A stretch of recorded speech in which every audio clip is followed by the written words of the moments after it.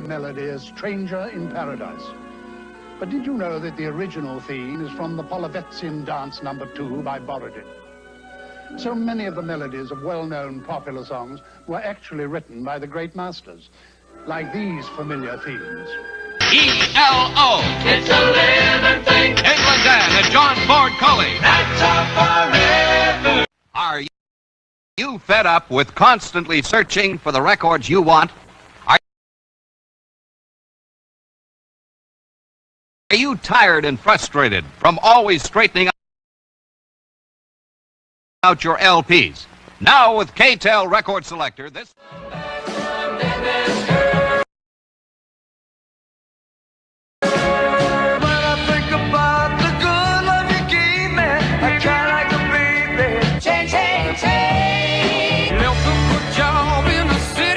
Here's how to get your cruising album now. COD and credit card customers call toll-free 1-800-453-2800. That's 1-800-453-2800. Or save $3 in COD fees by sending $19.95 for 5 records or 3 tapes, plus $2 for postage and handling to Cruisin'. Box 29003, Brooklyn Park, Minnesota. This incredible 4-record or 3-cassette treasure is yours for only $19.95. 2 compact discs, only $24.95. Here's how to order. Credit card and COD customers call toll-free 1-800-628-1100 or save COD fees by sending $19.95 for 4 records or 3 cassettes or $24.95 for 2 compact discs, plus $3 shipping and handling to Senior Prom 18055 James Cousins, Department B, Detroit, Michigan. Sorry, no Canadian CODs. Star Time, album $5.99, 8-track or cassette $7.99. Available at Faze Drug, Woolworth, and Ames Big N. Also at King's Department Stores, Newberry, H.L. Green, McCrory, and Record Theater. Sessions presents Summertime Gold, an amazing 5-record collection featuring 55 of the greatest hits of summertime, performed by the original artists. Here's how to get your Summertime Gold collection now. To order, phones toll-free, 1-800-257-1234. In New Jersey, call 800-232-6966. To avoid COD charges, send check or money order for $19.95 plus $150 shipping and handling for records, 8-tracks, or cassette tapes to Summertime Gold. P.O. Box 7500, Atlanta, Georgia, 30357. I can't believe that worked. A little glitchy at the beginning, but hey, we're getting technically sound around here at the KOFB studio. Well, welcome to episode 3 of Milk Crates and Turntables. Not the King of Facebook show. It's music, and only music. That's all we're talking about. Don't talk about politics, nothing. We don't want to hear it. Hey, here we go. Wow, already. So what do we got? People, I'm so excited. Look at that chat. So let me bring on my sponsors first. We'll hit the chat. Is that? I'm looking at some old chat. Hold on. What's going on here? I don't know. Let's see. I don't know what's going on. Hola. What's up, buddy? All right. The chat carried over. I don't care. So let me get to my sponsors first. We got Great White Hot Sauce and more for all your hot sauce and salsa needs. Out of Winthrop, Mass. Find them on Facebook.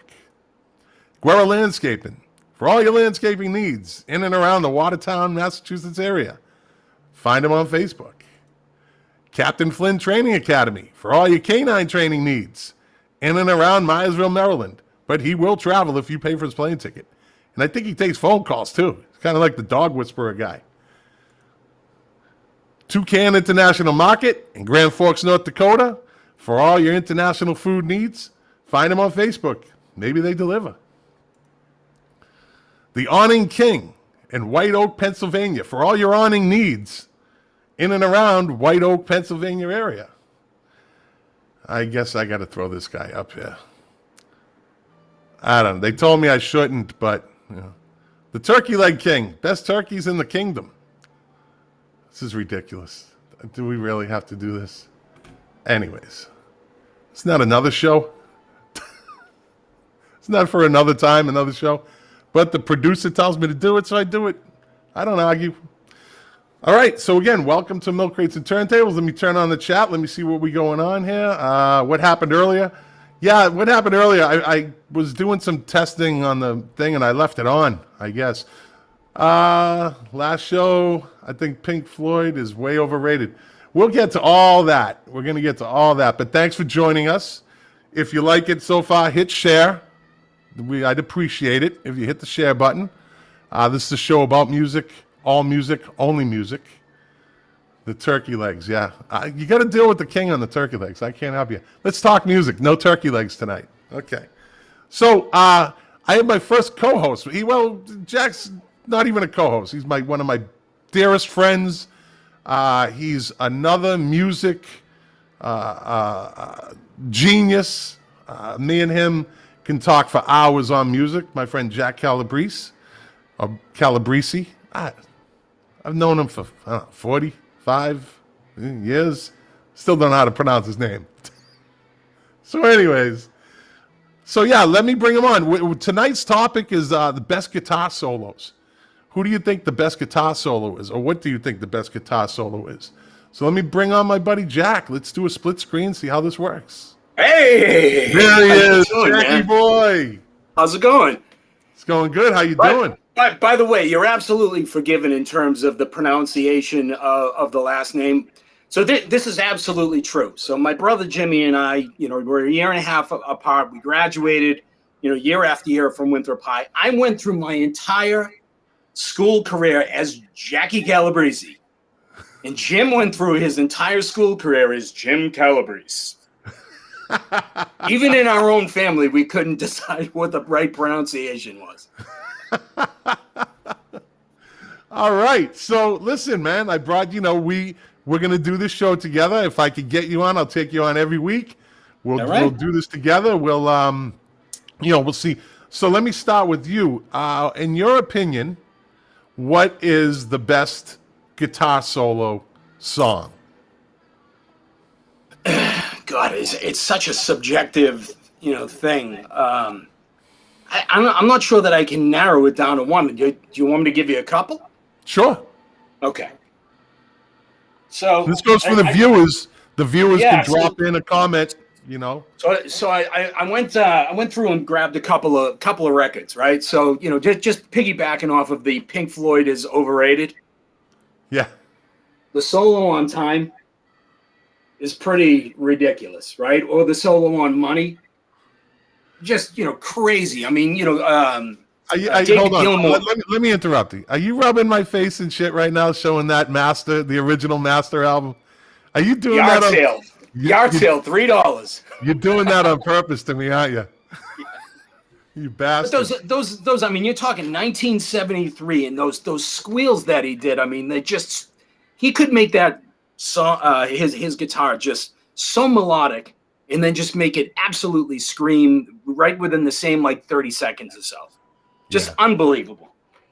So, you know what? When I was going through and looking at some of the records, I was trying to think of some things that, maybe out of the ordinary. Not that Dark Side of the Moon is out of the ordinary, but everybody knows, Jimmy Page, brilliant guitar player, Eric Clapton, brilliant guitar player, Jeff Beck, brilliant guitar player, Duane Allman and Dickie Betts. So off of No Way Out, One Way Out, or if you don't like that one, take your pick off of Live at the Fillmore, and especially Whipping Post or Statesboro Blues, just monster guitar solos. That album right there set my brother Colin into an Allman Brothers lifetime frenzy. Yeah. That album right there absolutely launched him into Allman Brothers. Like, in his eyes, they're the greatest band ever. But the cool thing about it, especially in those early days, the play between Duane Allman and Dickie Betts, who were very, very different guitar players. Dickie Betts was a picker, almost a flat picker, and Duane Allman, mostly slide, came out of the Stax, area, played with Aretha Franklin even before the Allman Brothers, were around. But the way that they played off of each other, the way that they pushed each other was just unbelievable, just really, really amazing. That's what made groups like Lynyrd Skynyrd so great. I mean, when you got three guitarists, at one point, and they could do it. No one tries to steal the scene. There you go. So speaking of which, yeah, you know what? Look, you know, everybody, every asshole at every concert yells out "Freebird," but you know, not for nothing. Every now and again, when it comes on, it still gives me chills. You know, all the guitar players, Albert Collins. I mean, who else was on there? Gary Rossington. Yeah, you know, I mean, those guys were just unbelievable. I remember when I was a kid listening to it for the first couple of times, it literally gave me chills. And it still does from time to time. You know, there are times where I'm like, I can't listen to this again. But there are other times where I'm just in the right mood or maybe had just enough bourbon where it's still magic. It's just unbelievable. Greatest music video ever is the last 10 minutes of Devil's Rejects. Yeah. When Zombie brings in Freebird, them driving down the highway, they're all banged up. You know, how you put those two together was genius. Now, his other movies, and I know it's a music show, but he's a music guy. You know, there's something to be desired. But that one scene at the end of Devil's Rejects where he decides to drop in Freebird. Yeah. I mean, it for some reason it fit. It fit on that. Go on. Here's one that you know people may not have thought of, and here's a record that I know that you and I both hold dear to our hearts. Lou Reed. Oh yeah. The intro to Sweet Jane, you know, probably one of the longest intros in rock and roll history.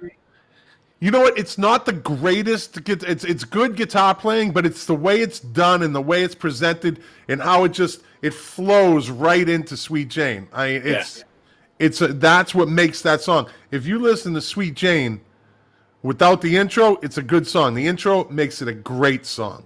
Yeah, and you're right. It's not a very complicated guitar solo. It's mostly, you know, if you're speaking guitar speak, it's mostly the pentatonic scale.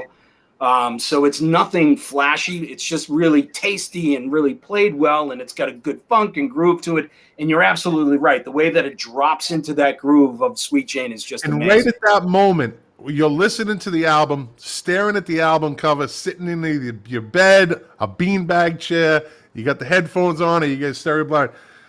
That moment where you hear the crowd erupt when you know Lou Reed just walked on stage. Yeah. Yeah. He wasn't on stage for that intro. Yeah. You know, and so you hear that crowd start to applaud, and they just kind of, and you're like, that's the moment he walked on stage. That song puts you right there. Yeah. It's just so well.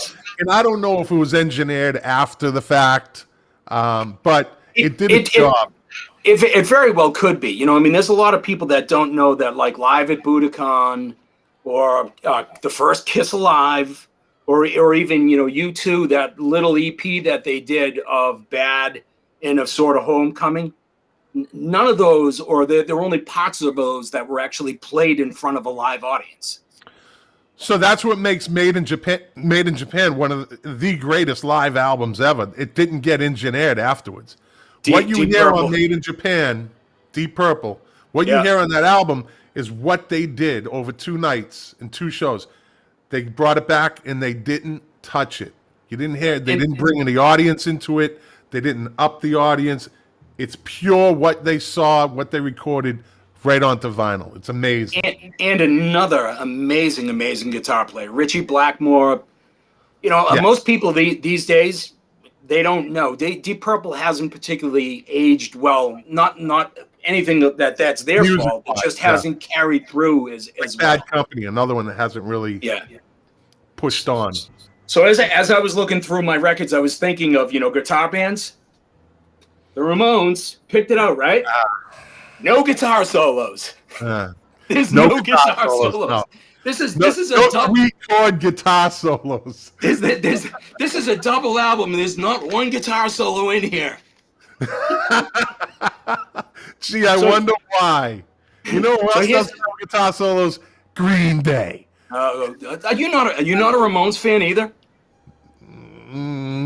I respect them. I respect them for what they did.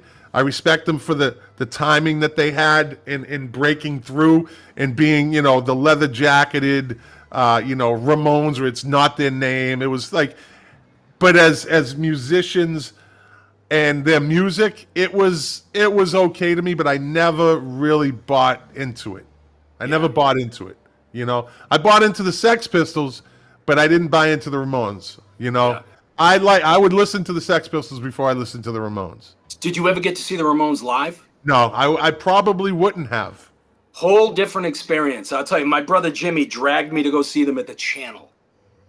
Hot as hell, packed, couldn't walk around, but just Jimmy got me and Phil to go see Ministry at the Channel too. It was the only show that ever gave me a pounding headache. The Industrial Ministry, but go on. I'm sorry. So only Jimmy could get us to do that too. Yeah. So here's one that's a little bit different that you might not have thought about. So Jackson Browne's Running on Empty. Yeah. The lead track, Running on Empty. David Lindley on the slide guitar. Just unbelievable. Oh yeah. Those are the guitar solos that you don't really pay attention to because it's played on the radio. It's, you know, it's not a long song. It's not a. But when you start getting into that aspect of songs where those breakdowns come in, those guitar breakdowns, and it carries it, you know, guitar solos, though I wouldn't really put that in my category. So I have, again, my list, and you show the albums.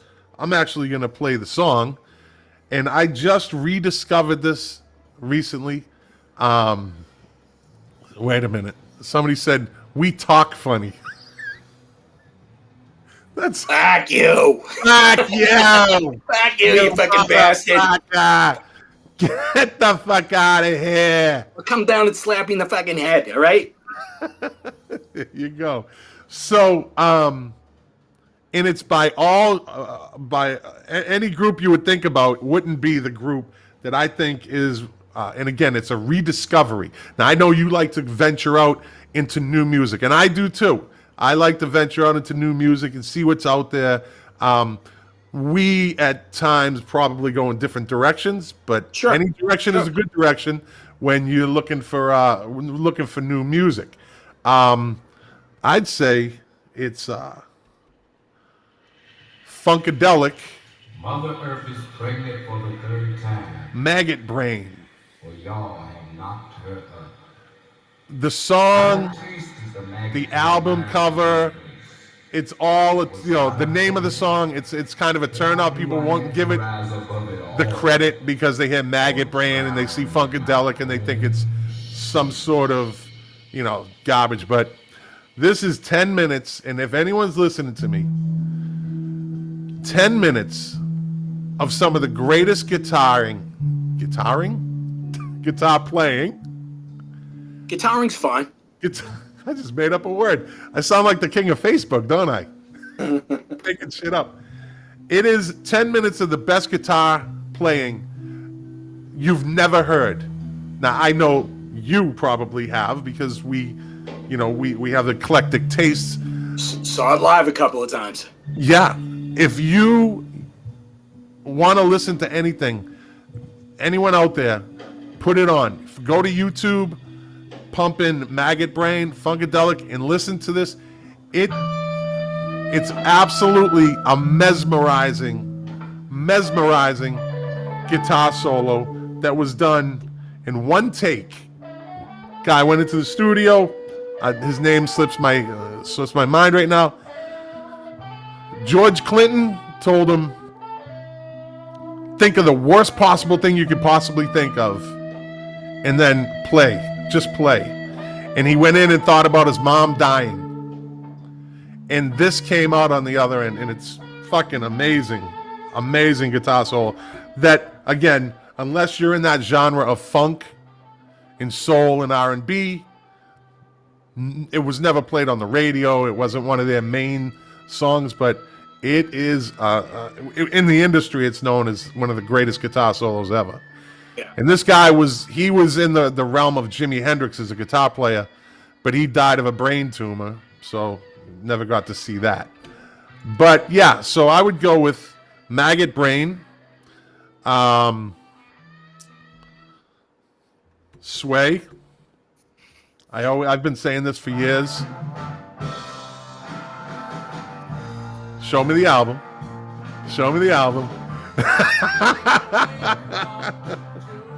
It's a little disturbing, this image. Like I said, It's not much better. I have 7 copies of that. None of them are in good shape, which says a lot for that album. They played the hell out of that album. Yeah, this one's pretty beat up as well. I think this one came out of the Calabrese cellar. Or the Calabrese cellar. The Calabrese cellar, whatever you want to call it. When Mick Taylor starts hitting that solo toward the end, and the story behind it is they were waiting for Keith Richards and waiting, and he wasn't showing up, and they had to record this, and Mick Taylor said, fuck it, I'll do the solo. Let's just get this fucking thing done. Keith Richards never showed up, and as I say, this solo on Sway sent him into fucking guitar Valhalla, man. It's just, to me, it's just any guitar solo that grips you. Not like, oh, it sounds good like Eddie Van Halen. Just fucking you just feel it. That's a great guitar solo. You know? Those are really the golden days of the Rolling Stones. I mean, you think about the records that they put out when Mick Taylor was with them. So you got, Let It Bleed, Sticky Fingers, Exile on Main Street, almost all, pretty much back to back. Those albums are just unbelievable, and they're amazing. And I think a lot of it has to do with his influence. No disrespect to Ronnie Wood or Brian Jones. They were all brilliant in their own way. But the Rolling Stones hit their creative arc with Mick Taylor. That was the lineup. Yeah. Yeah. Ron Wood was he's no slouch. No, not at all. When he came in, I mean, I guess they traded guitarists. Mick Taylor went over to Faces. Mick Taylor just decided he wanted to leave. I think it was a lifestyle thing. I mean, you got to remember the Stones were so heavily into heroin at that time. Yeah, I think that I think the lifestyle was just a little bit too much for his his personality. Yeah, and more like Ron Wood's personality. There you go. Walked right into it. So let me see. What else do I have on this list? Green Grass and High Tides. I mean, that's a classic beer drinking, party song for us growing up. Yeah, my only problem with the Outlaws, Green Grass and High Tides and Green Grass and High Tides, great song. Did the Outlaws have any other great songs? Yeah, there you go. I would have been so happy, like, hey guys, can you just play that song first so I can get the fuck out of here? I gotta go to Tal's house. How many times have we done that? Gone to a show and you're like, just get to the song. Yeah. That was Quarter Flash backing up Bob Seger at the Boston Garden. Just, what are you playing, Harden My Heart as the encore for? Just play it first and I'll go fucking drink out in the lobby. Absolutely. Although she wasn't bad to look at, though. She wasn't bad to look at. See, now there's a group right there. I never got into King Crimson. I don't know why. I think it's it's a different genre, prog rock. I mean, so, you can venture into that prog rock, into like, Rush or Yes, but, King Crimson is even to the right of that. I mean, brilliant players, but it's a whole different thing. And you know what? One of the reasons why I think that you didn't get into it, you're a field guy, man. You just said it a couple of minutes ago. You talk about the the Funkadelic song. That's all emotion. Oh. You talk about Sway. That's all emotion. You just mentioned Eddie Van Halen. Million Notes. And King Crimson is more technical than it is feel. Not that it doesn't have feel, but it's definitely more technical and virtuosity. Yeah, they're great musicians. And sometimes when great musicians get together, their music it has to be kind of a perfect sound, whereas these other songs have kind of a freestyle to them, and that's more what I like in a song, is that freestyle. Let me see, what do we got? Molly Hatchet solo and Dreams I'll Never See. Molly Hatchet was another one of those guitar solo gods. Flirting with Disaster is one of my favorite guitar songs. It's like 30 seconds long, but it's fantastic. Yeah, and it's like back in the days when I was driving in the car and it came on the radio. I'm like, come on, get to the guitar solo, get to the guitar solo. And then the guitar solo would play, and I'd be completely psyched. And then I change the station. And by the way, if anyone wants to call in, hold on 1 second. Let me try to. There's the number right there on the side. If someone wants to call in, 561-212-4915. Call Milk Crates and Turntables. Talk to me and Jack. I'll keep it like this just so they can see the number for a little while. Let me see. What else do we got? Love Ricky Grimm saw the Stones. Yeah. Saw them, Georgia Tech's Bobby did Stadium. Saw the Stones at the Voodoo Lounge tour, probably their last great tour, at the Rose Bowl in Pasadena. I was lucky enough to actually see the Stones at the Orpheum Theater. Wow. So they did a tour a little bit later where they when they came to Boston, they played the Orpheum, they played the Garden, and they played Foxborough on pretty much the same weekend. Okay. What tour was that? It was after a Voodoo Lounge, so it was like the mid 2000s. So it may have been Bridges to Babylon. Oh, okay. But it may have been beyond that. Now that I think of it. In any event, my claim to fame that night, I was 3 seats away from Bill Murray. So, what do we call it? Brush with fame. Yeah. You know, that I went when I was working K9 security at the Boston Garden. I went in to see, like I would, me and my guys would take a break and go in and check out a little of the concert, and I was sitting on the up in the seats. I'm in uniform, but there's nobody really there on the side of the stage, the right side of the stage, and who was it? I was seeing, might have been like Bob Seger or somebody, and I look over my shoulder, and there's Peter Wolf eating a banana. Peter Wolf was 4 seats away from me. Peter Wolf from Jay Giles at a concert, and he's by himself, and he's eating a banana. So let's. I asked him if he wanted to get on my shoulders, but he didn't want to. So let's piggyback off of the Boston thing, so we got a little bit of an audience here. Who is the Boston rock and roll band great guitar player? There's a couple to choose from, no question. I mean, guitar players, great guitar players. Joe Perry. Yeah. He's got to be at the top of the heap.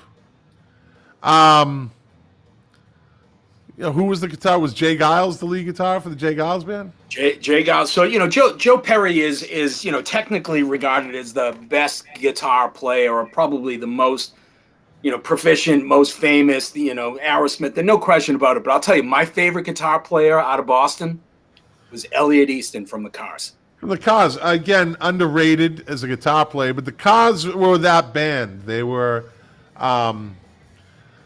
they weren't known to be they were good music. They played good, solid, party, classic rock, great sound, but they didn't have heavy drum solos, heavy guitars, but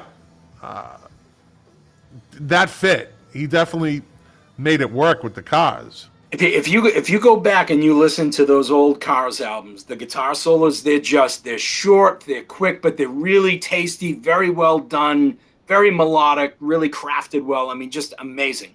And you know what? I'm a sucker for a good pop song, with a solo.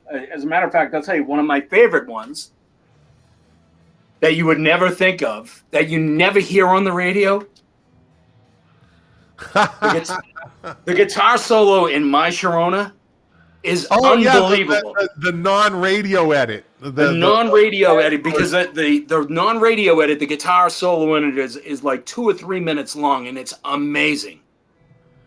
Yeah, it is actually. Yeah, that's one of those, when you heard it on the radio, it was kind of like, oh, they're playing the long version. Yeah.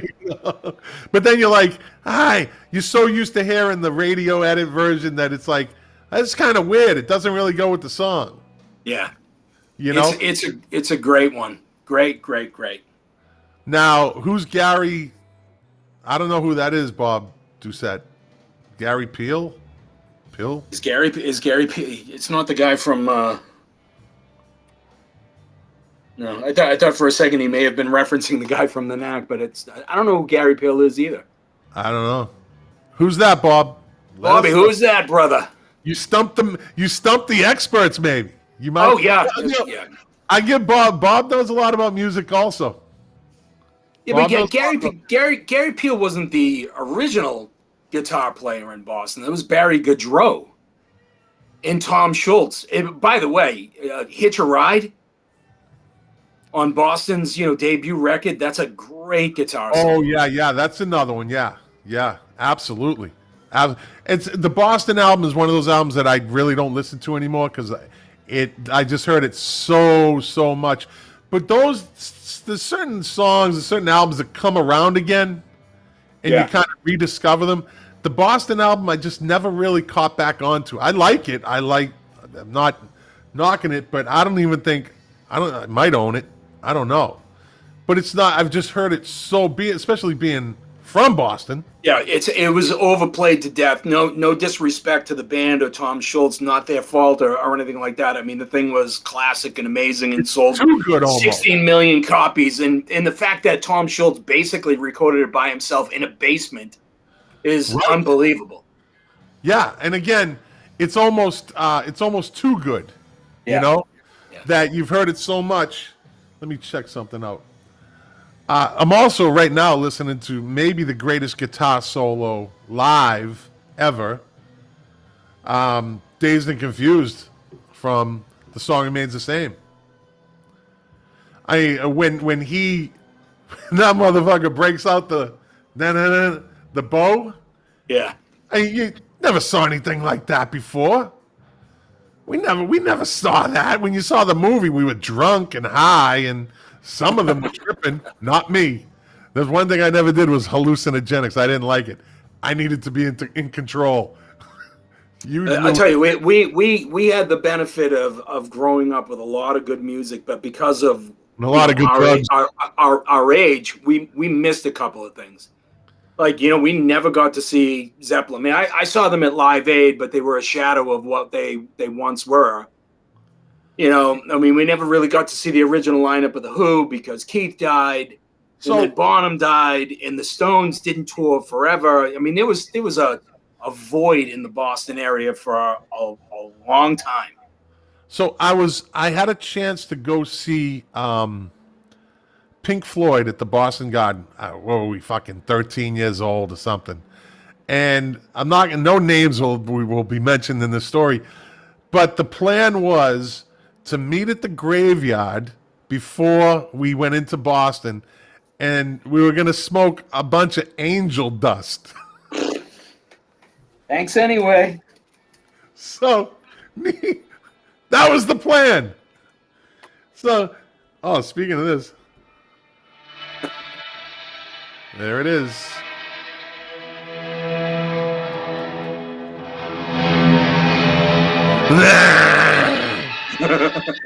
So the plan was to do that, and I said, fuck that.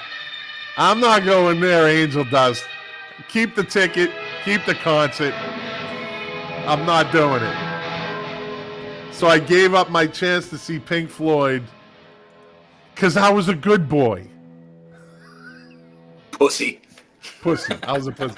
I think that's what they called me actually afterwards. I didn't care. So I have a similar story where somebody actually offered me a ticket to go see Bob Marley. My parents were like, "Are you fucking kidding me? You're not going to that." What, Bob Marley? Yeah. I didn't really know who he was. I was like, I think I was 14 or something. I was young. Yeah. Well, he died what, 81? 81. Yeah, may have been. It may have been. I mean, I was a kid. There's no question about it. Well, at least it wouldn't have been violent. Yeah, that's true. You want to fight? You want to fight? What? Yeah, exactly. What were you saying? Huh? Want to bite? I said. Am I Twinkie, dude? Now here we go. This is the weekly. Leo Haskell just jumped in and said Bob Seger. I'll tell you, there's some great guitar solos on Live Bullet. And I think Leo ate it when he bit the album. I'll still never forget that. I watched Leo, and I've told this story a couple of times so far on this show, and it'll probably come up every show now. Leo is in my Memories Hall of Fame for this moment in time. I don't know if you remember, he hated Bob Seger when we were all hanging out. He hated him, right? And we were at Oki's house one night, and someone he pulled out a Bob Seger album, and I watched Leo take that thing, and of course it's like 1 a.m, so you know where we're at mentally, and he bit down on the vinyl and just kept biting, and he bent it, and he bit it until it broke. You know how hard it is to break a vinyl album? He bit it. So I give him credit. He bit a fucking chunk out of a Bob Seger album. I bet you it tasted bad. I don't know. I don't think he tasted much. He might have tasted a little blood in his mouth. And now it comes full circle. He actually, I guess, likes Bob Seger. So Stevens, I went to Tull, but can't remember. Jethro Tull had a great guitar player, Martin Barre. Fantastic guitar player. The guitar solo on Locomotive Breath or Aqualung. I mean, there's some great stuff there. Yeah, but I was never a Tull fan either. You know what? With the birds twittering in the flute and whatnot, hopping around in the tights and the flute, and he's doing all this shit, like that medieval shit, never floated with me. He was a great performer, but I just wasn't into the Lord of the Rings that much. Well, The Hobbit, I think he was doing more of his J.R.R. Tolkien, imitation of Bilbo Baggins with the flute. I don't know. But they did beat Metallica out for best heavy metal band. Yes, they did. Yes, they did. But by the way, speaking of which, maybe not this show, but maybe next time we get together, we should talk about. They announced the nominees for the Rock and Roll Hall of Fame today, and we might finally get the nod. I mean, you talk about influential bands. The Go-Go's were nominated and should have been in a long time ago, but we can discuss that another time. I mean, we can talk about it. It's we can, like I always said, this show is kind of freestyle. We can go back to it anytime we want. Go-Go's in the Hall of Fame before the Smiths? No. Go-Go's in the Hall of Fame before the Pet Shop Boys? No. Come on. Wait a minute. The Go-Go's influential women band, overlooked, dreadfully overlooked. Smiths, great band. Pet Shop Boys, great band. But you think about what those women had to do in that time and in that environment and the success that they had. Now, I will offer you this. No great guitar solos. No great guitar solos. No great guitar solos. No. Jane Weedland was an average guitar player. If it wasn't for MTV, the Go-Go's would be the no-nos. That's all I got to say. Tell you, the first time I saw them, they opened for the Police. The only time I saw the Police was at that. I watched. Let me see, The Fix and Flock of Seagulls at Sullivan Stadium. Hot day. Wow. There was somebody, I won't mention his name, Mark Talent, that was on mescaline. Bro. Oh, there he is.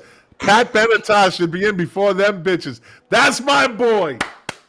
Is Pat Benatar not in? I don't think she's in. No. Is she not in? That surprises me. She should be in, no question. Yeah. I don't think the Go-Go's belong. I think it's again, and I'm not, this isn't politics. This isn't anything. But when you're putting in, I saw the list, and there's a lot of virtue signaling going on there, and that's just my opinion. We're not going to get political. It's just my opinion. My show, my opinion. But I see a lot of virtue signaling. They're trying to even things out.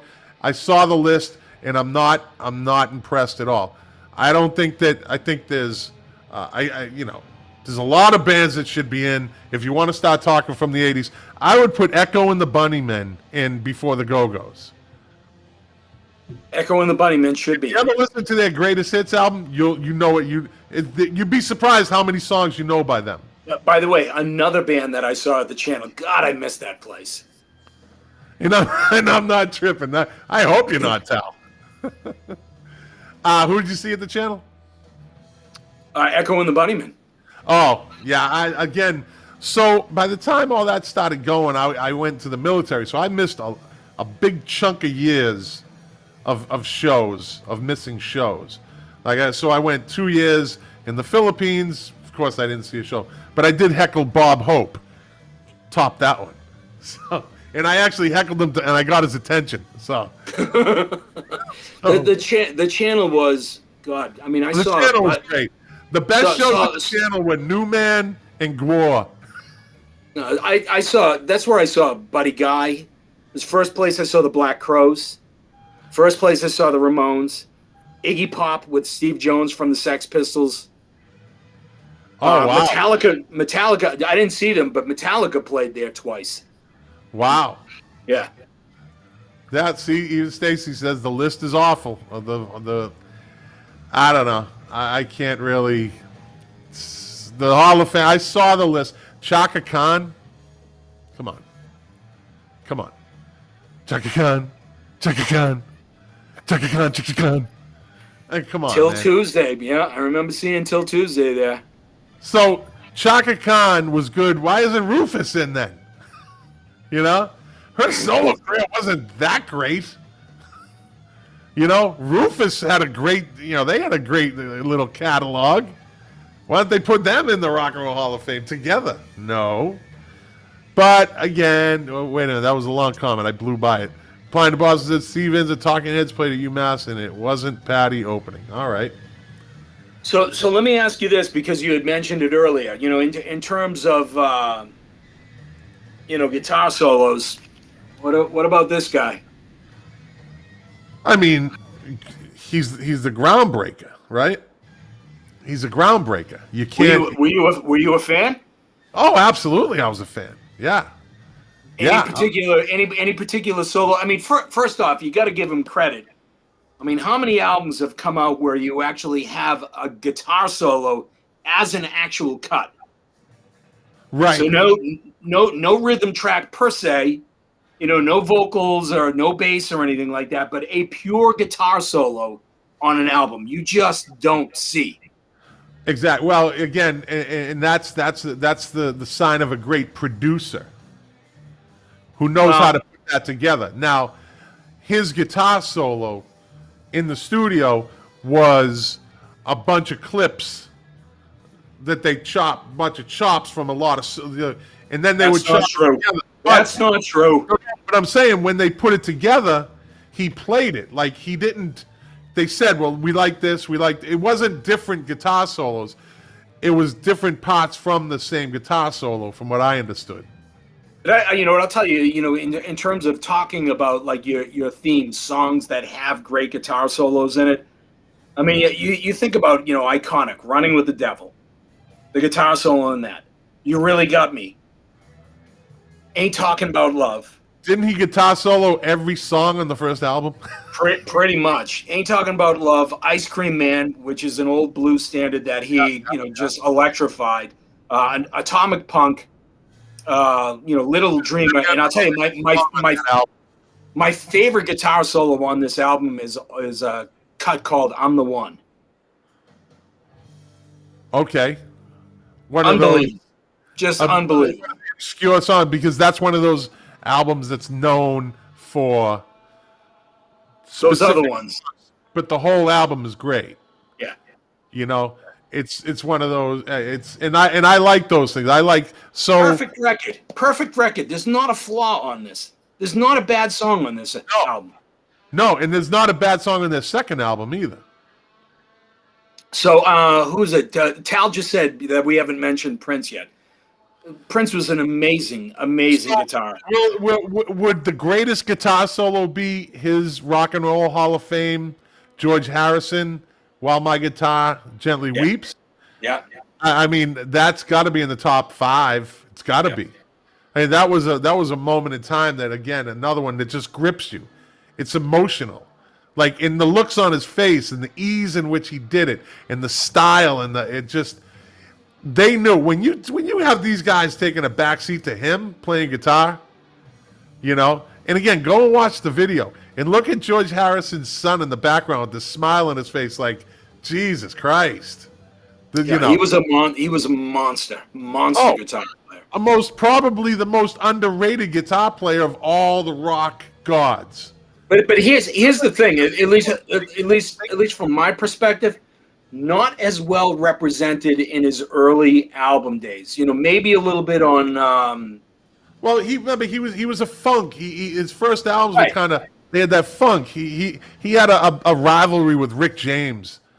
They actually my brother Mark, God rest his soul, when he was in the Army, he was at Fort, I forget where he was, but they had a funk concert, like a funk off, and it was Rick James, and then Prince. Remember, he used to have the big bodyguard with the big white beard. Oh, yeah, sure. Come in on his shoulders, and they had that whole thing going on between those two.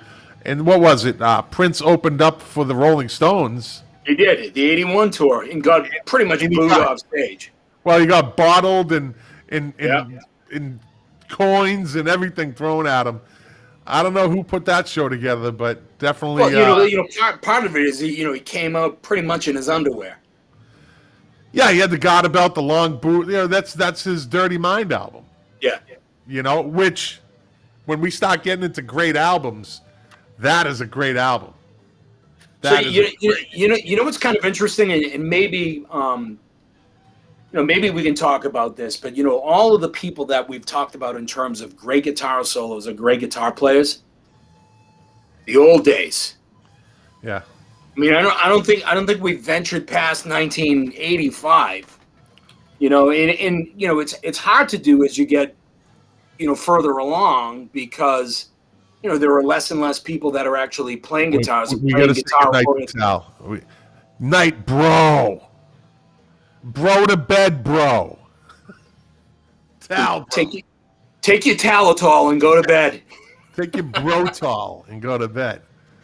With a bromo seltzer, bro.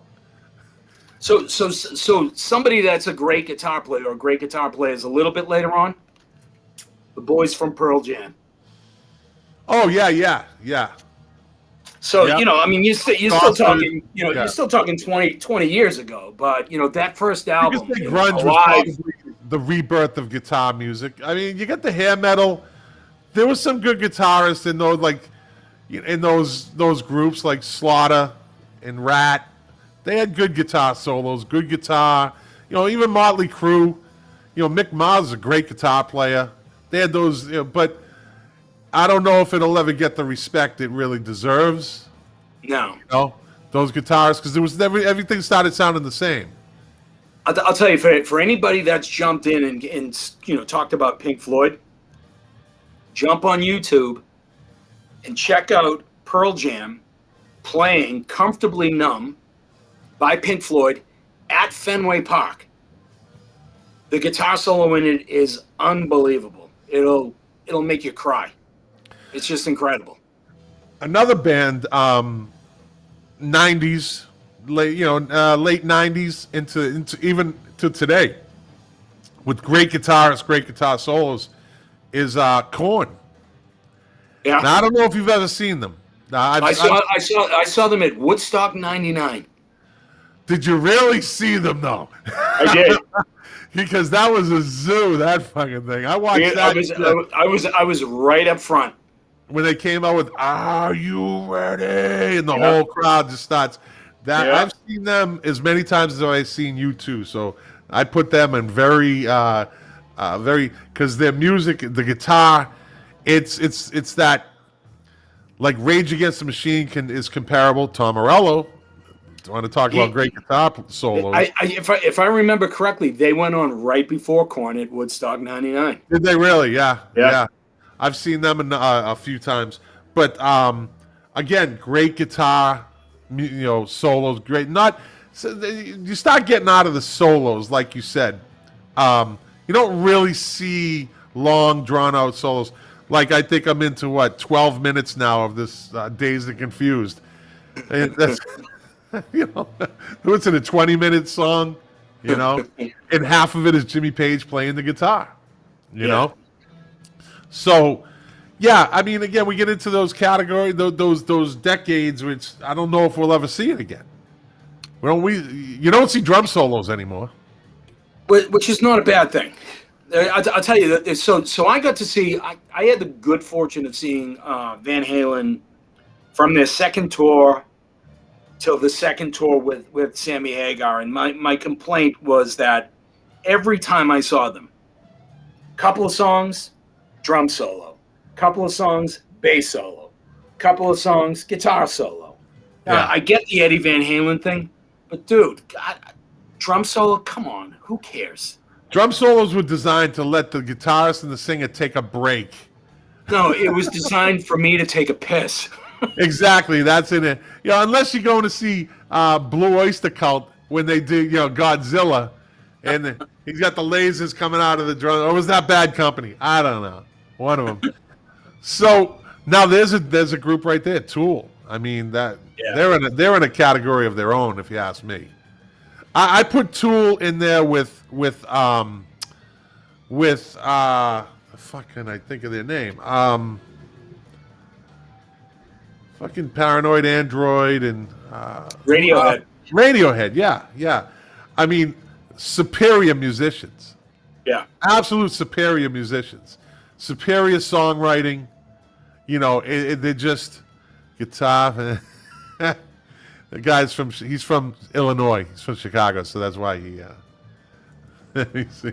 So Stevens, he's mentioned Buckethead, who has done a lot of solo stuff. Played for a short period of time with Guns N' Roses.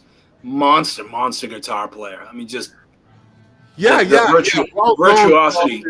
Yeah. So was it John 5 for Rob Zombie? Yeah. He's one of those sought after guitarists that he was with Marilyn Manson for a while. And he gets sick of his antics, and Zombie's like, "You ready to come over here?" And he absolutely loves him. Yeah. Yeah. So John 5, a lot of great guitarists out there, but we don't see, like the topic was, we don't see the great guitar solos anymore. There's no more rock gods. They don't. Yeah. People don't get it. So that remember that guitar solo that the Edge did from oh, that's right, he never did. That's not true. Guitar solo? Edge? Yeah. What about what about Silver and Gold off of Rattle and Hum? What about the guitar break in God's Country? I don't know if that's kind of a bridge. I don't know if that's a solo. Did he take it off? Did he take off with it? And I guess, yeah, and God's Country is actually one of my favorite songs from U2. So I think that we have friends in our circle that debate, they talk about the Edge being, overrated. And I can understand, where, our friends are coming from in terms of, look, he can't play like Jimmy Page can play. He can't play like Jeff Beck can play. But you can't deny the fact that the guy is a creative guitar player and has been for 40 years with a pretty good amount of success. What was the documentary? It was The Edge. Was Play It Loud. Play It Loud. Play It Loud with Jack White, and Jimmy Page. And Jimmy Page and The Edge. Yeah. Yeah, and they all talked about good documentary. Oh, it's great. It's great. We'll get into that category too. That's another topic. Maybe next week we'll talk about rock docs. I'm a huge fan of, as you know, of rock docs. I could sit here all day and watch them, at least 2 a day. Yeah, I got a bunch of them. The other day on the scene, I think I was telling you the scene on Sunset Strip from 85 to 90. I forget the name of it. I just watched it. But that whole scene on Sunset Strip in L.A. when they started off with Guns N' Roses were coming up and Jane's Addiction was coming up and they had the different clubs. And at one point, any club could have goth, punk, or these kind of semi-glam rock guys all playing, and they all got along. Everybody was cool with each other. The whole strip was a scene. The music stores and the clothing stores and. Dude, I'll tell you. You just mentioned him, Dave from Jane's Addiction. That first album, yeah. The Mountain Song, the guitar solo, Mountain Song. That's what I was gonna say. Mountain Song, kicking off a great album. So we were talking about being able to see bands that made it big in small places. We talked about the Channel. Yeah. First place I saw Jane's Addiction was at TT the Bears. Capacity of like 200. Unbelievable. I never went to TT the Bears. If I was, I blacked out. I don't. As big of a memory of Jane's Addiction at TT the Bears was, my bigger memory was my future wife throwing up in front of TT the Bears. There you go. And I'm sure she's happy you just threw that out there. And so your friend Wendell Sear mentioned Gary Moore Still Got the Blues. That is an amazing, amazing album. For those of you that don't know, Gary Moore came out of Thin Lizzy. Just an incredible, incredible guitar player. Really died young. Well, again, another topic. Great musicians that died young. Not the 27 group. That's a kind of that is what it is. But just these great that could have been great. They were on their way to be great, and just never, because they died. And like Jim Carroll said, those are people that died. They were all my friends, right? And that's a good guitar song. Absolutely. Jim Carroll Band was they were kind of a flash in the pan. I don't think two songs. That song and It's Too Late for Sharon Tate. But they were one of those bands that you wanted to see live because they're electric live. I personally never got to see them, but they were you could say, of course you did. Yeah. I was in the military. That's my excuse. Thank you, sir. Thank you for your service. It allowed me to go and see concerts. Yeah, that's right. Well, I'm carrying a gun for this country, working midnight shifts. You're out fucking drinking, smoking, and going to concerts. But listen, buddy, we just rolled up on an hour. I think we can wrap it up. I think it was a good show. See, people still rolling in. There's a great documentary called Mystify on Amazon Prime. Watched it the other day, a rock doc on Michael Hutchins. It's really worth watching. That poor bastard. There's a lot to his story people don't know, and they tell it in this.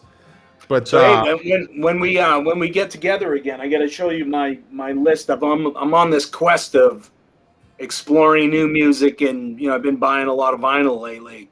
Just a lot of really kind of goofy and interesting stuff. All right, so what we'll do is, what did you pick up this week? Anything before we go? You got anything good? We'll call this what you bought and what you thought. That's what we'll call it. I'll show you real quick. Yeah, we got time. I mean, there's no real time limit. I just don't want to keep you up. I know you work. Kate, so this is Kate Bush. It's a 5-disc set.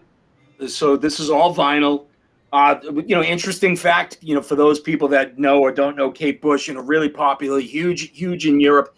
Yeah. Only played live in America one time. You know where she played? The Orpheum. Saturday Night Live. Ah, really? Good trivia. Sufjan Stevens, new release. This was on a lot of people's top albums of 2020. I haven't even opened it yet, but I'm looking forward to playing that one. Who's that? I don't know who that is. So Sufjan Stevens has been around probably 10, 15 years, number of different records. His most famous is an album called Illinois. So he actually had this quest at one time where he was talking about doing an album based on every state in the nation. And I think he got through 3 states. But, pretty popular amongst the younger generation. Okay. Thundercat, real funk album. You actually might like this one. All right. Really kind of funky and groovy. David Byrne, American Utopia, live on Broadway. So this is really a mix of David Byrne solo stuff and Talking Head stuff. I got to see this. So they actually workshopped the show before they went to Broadway. They actually did it in Boston. They played in Boston for like 3 weeks. Got to see the show. Unbelievable. Really incredible. All right. Crooning Bin. Where's this band from? Houston, Texas. There you go. As they should be. Largely instrumental. You know how you like to put on your vinyl on Sunday mornings? Yeah. Go on Spotify or whatever you have. Listen to this. I think you'll actually really like it a lot. All right. getting into jazz a little bit, Lee Morgan. So there's a documentary on what's it called? Netflix. They Call Me Morgan. Tragic story. Was playing with Dizzy Gillespie at 18 years old. If you can see in this picture, he actually has his hair pulled forward. Yeah. He got into heroin. Oh, what's the name of it? They Call Me Morgan. All right, don't tell me anymore. I hate the endings of movies. Okay, all right. I'll watch it. Cousins, I'll watch it tomorrow because I'm not working. Great jazz record. New Foo Fighters. Okay, can't go wrong with them. And then last but not least, since we're talking about, guitarists, I'm totally into this guy. Not, sexually, but, I like the way he plays guitar. Grant Green. What's wrong with that? Grant Green, combination of, Wes Montgomery, George Benson, just a really unbelievable guitar player. Okay. So if you're bored, if you're looking at, send me a note if you want, this list or anything like that. But the stuff on this is unbelievable.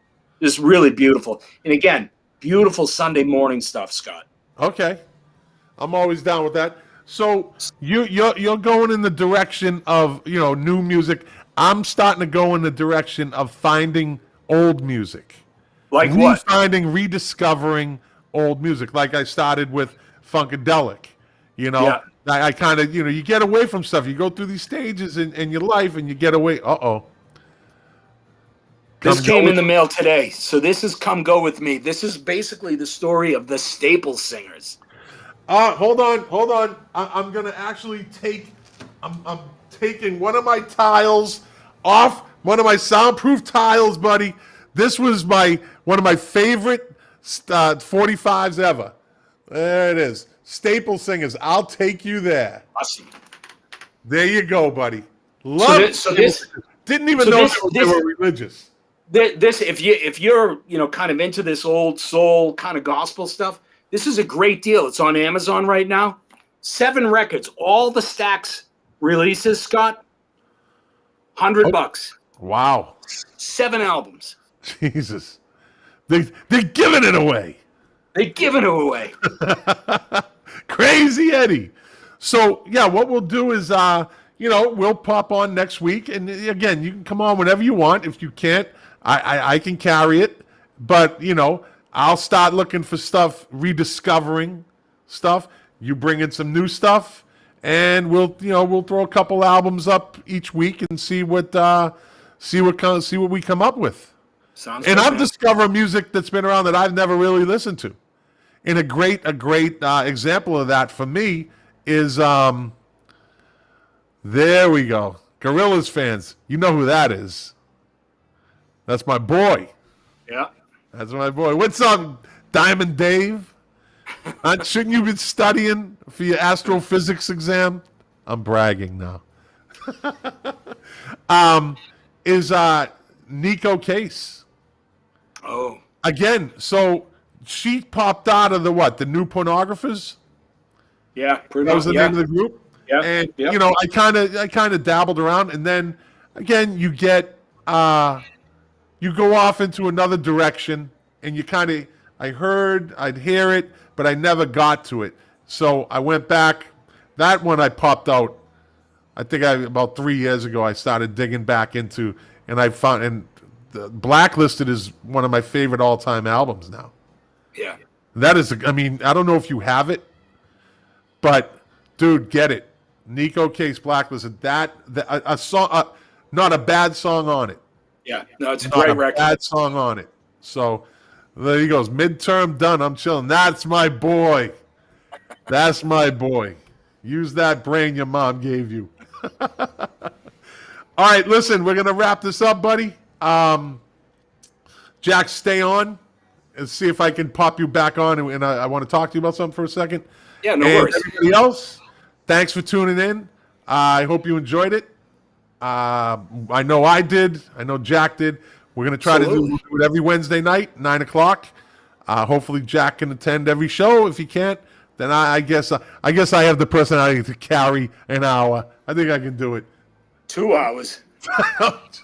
With a guitar solo in the middle. I might have to introduce you. But We're going to end it on that one. You win. So if we get cut off, Jack, I'll give you a quick call right after this. But everybody, thanks for watching. If you like it, share it.